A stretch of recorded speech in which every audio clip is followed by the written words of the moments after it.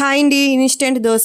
పప్పు నానపెట్టవలసిన పని లేదు, పిండి పులవలేదని బాధ లేదండి. ఇన్స్టెంట్గా దోశ ఎలా వేయాలో చూపిస్తారండి. 1 కప్పు గోధుమ రవ్వ తీసుకోవాలి, 1/2 కప్పు బియ్యం పిండి తీసుకోండి, 1/4 కప్పు మైదాపిండి ప్లేస్లో గోధుమ పిండి అయినా తీసుకోవచ్చండి.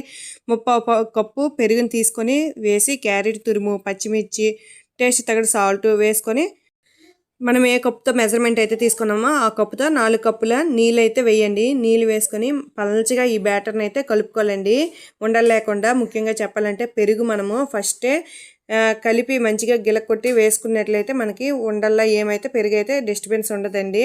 ఇలా మంచిగా పలచగా కలుపుకున్నాక ప్యాన్ బాగా హీట్ చేయాలండి. ప్యాన్ హీట్ అయినాక మనం ఇలా దోశ వేసినట్లయితే చాలా బాగా అయితే వస్తుందండి. దోశ అయితే కంపల్సరిగా దోశ అయితే వస్తుందండి. భయపడాల్సిన అవసరం అయితే లేదండి, రాదు అని అయితే అవసరం లేదండి. ఆయిల్ వేసుకొని ఆనియన్ వేసుకొని మంచిగా ఫ్రై అవ్వాలండి. మంచి రంగు వచ్చినట్లు ఫ్రై అయిపోయినట్లయితే మన దోశ అయితే రెడీ. నెక్స్ట్ మీకు ఏ రెసిపీ కావాలో నాకు కామెంట్ చేసేయండి. Thank you for watching.